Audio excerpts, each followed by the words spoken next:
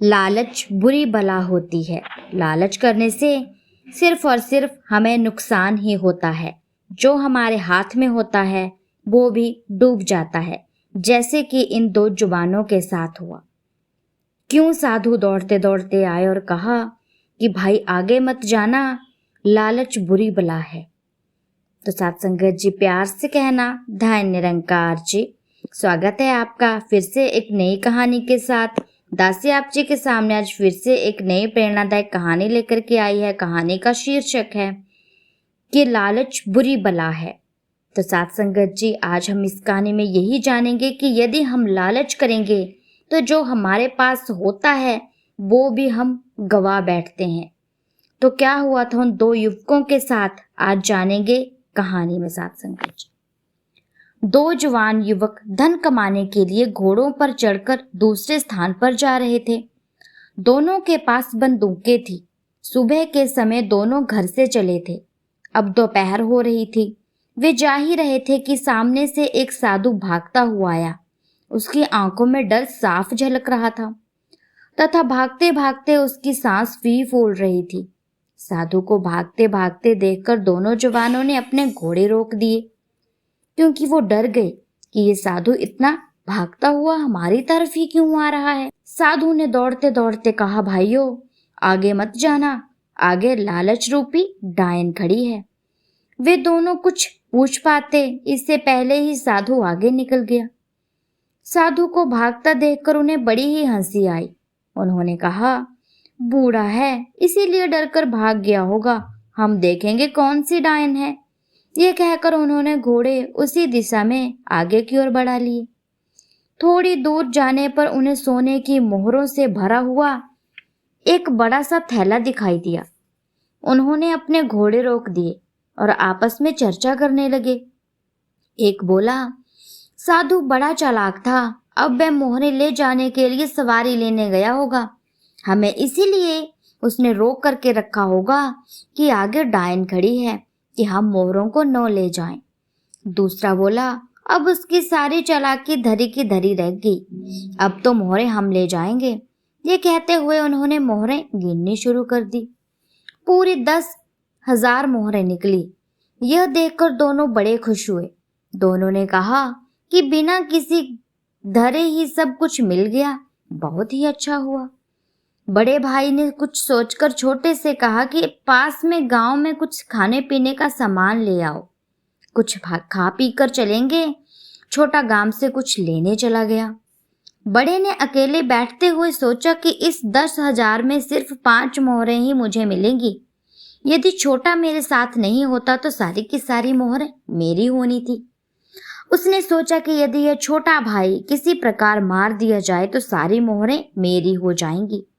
यह सोचकर उसने 3 गोलियां अपनी बंदूक में भर ली कि जैसे ही वे खाने का सामान लेकर आएगा, तीनों गोलियां एक साथ उसके सीने में दाग दूंगा, वह मर जाएगा, तो फिर सारी की सारी मोहरें मेरी हो जाएंगी। यह सोचकर वे बहुत खुश हुआ।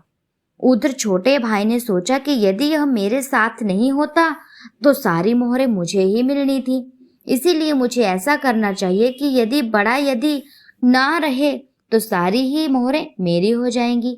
यदि वो मेरे रास्ते से हट जाए तो पूरी 10,000 मोहरें मेरे नाम हो जाएंगी। उसने खाने के साथ बाजार से कुछ जहर भी खरीद लिया और भोजन में मिला दिया। उसने सोच लिया कि मैं उसके साथ बैठकर खाना नहीं खाऊंगा।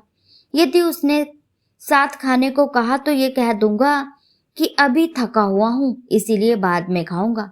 भोजन करते ही वह मर जाएगा और सारी मोहरें मेरे हाथ में होंगी। यह सोचकर वह खुशी खुशी भोजन सामग्री लेकर के चल पड़ा। जैसे ही वह भोजन सामग्री लेकर उस पेड़ के पास पहुंचे, तभी 3 गोलियां एकदम उसके सीने के पार हो गई।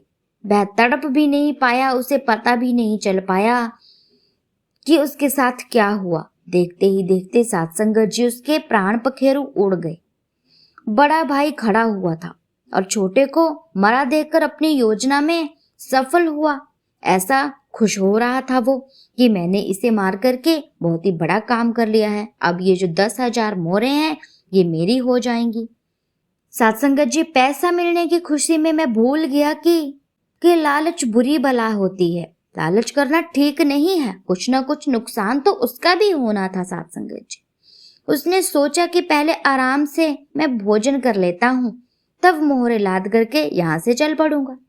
अब रुकावट भी तो कुछ भी नहीं है। ये सोचकर उसने भोजन सामग्री सामने रखी और खाने लगा।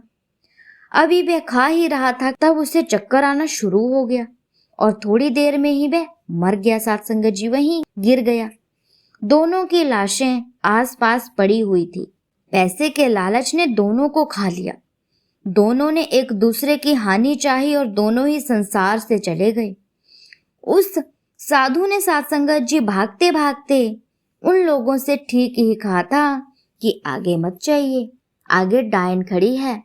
डायन ने दोनों जवानों को खा लिया। साथ संगत जी, श्रीमद् भगवत गीता में भी कहा गया है कि पैसा होना बुरा नहीं है, परंतु पैसे का लालच करना बहुत बुरी बात है। इस लालच के वशीभूत होकर बड़े बड़े अनर्थ हो जाते हैं। बड़े बड़े प्राकृत रिश्ते धन के कारण समाप्त हो जाते हैं। पैसे के लालच में सब कुछ एक दूसरे के वैरी बन जाते हैं और एक दूसरे को समाप्त करने की विधियां तलाशते रहते हैं। माया की डायन इसी प्रकार बड़े बड़े अनर्थ कर देती है। साथ संगत जी, जिसका हमें अंदाजा भी नहीं होता। हम इस माया के चक्कर में इतना भलीभूत हो जाते हैं, इतना इसके चक्कर में डूब जाते हैं, इसकी माया में डूब जाते हैं कि हमें अपने रिश्तों का भी ख्याल नहीं रहता कि हम किस रिश्ते से किससे बात कर रहे हैं। हमसे छोटा है या बड़ा है या मेरा कोई रिलेटिव है, कुछ भी याद नहीं रहता। बस माया के जाल में ऐसा फंस जाता है कि मरने मारने पर आ जाता है, जान लेने पर आ जाता है, जिस प्रकार इन दोनों भाइयों ने एक दूसरे के साथ किया। तो साथ संगत जी, इस कहानी से हमें यही सीख मिलती है कि लालच बुरी बला है। हमें लालच नहीं करना चाहिए। यदि हम लालच करेंगे तो यही हश्र होगा जो कि इस कहानी में इन दोनों भाइयों का हुआ। आजकल की दुनिया में आप जी ने देखा भी होगा कि ऐसे बहुत सारे केसेस होते रहते हैं कि जमीन के पीछे एक भाई ने दूसरे भाई को गोली मार दी, या बाप ने बेटे को गोली मार दी, या बेटे ने बाप को गोली मार दी। किस चीज के लिए? इस माया के लिए। तो साथ संगत जी, इस माया से दूर रहने का एक ही उपाय है कि आप सत्संग में जाया कीजिए, सतगुरु परम पिता परमात्मा का सुमिरन भजन किया कीजिए, जिससे कि आपको भगवान के साथ जुड़े रहने की प्रेरणा तो मिलती ही है, साथ ही साथ इन माया के चक्कर में पड़ने से भी आप दूर हो जाते हैं। इस माया के चक्कर में भी आप नहीं पड़ते हैं।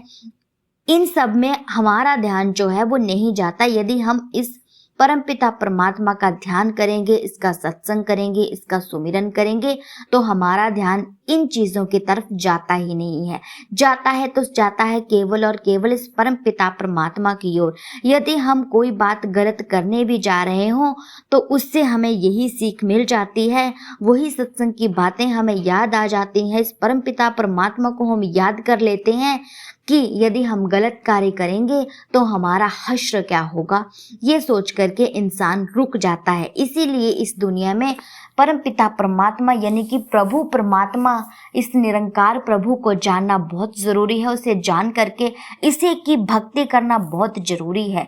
और जो इंसान ऐसा नहीं करता है और जो इंसान केवल और केवल पैसा कमाने में, धन दौलत इकट्ठी करने में लगा हुआ है, उसका हश्र एंड में यही होता है। क्योंकि साथ संगत जी, जब हम इस दुनिया से जाएंगे तो कुछ भी साथ लेकर के नहीं जाएंगे।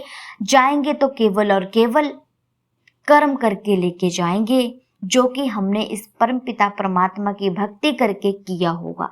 तो साथ संगत जी, दासी की कहानी आप जी संतों महापुरुषों को अच्छी लगी हो तो वीडियो को लाइक कीजिएगा, कमेंट में धन निरंकार जी जरूर लिखिएगा। ऐसी ही वीडियो के लिए चैनल को सब्सक्राइब जरूर कर लीजिएगा। मिलती हूँ नेक्स्ट वीडियो में, तब तक के लिए धन निरंकार जी।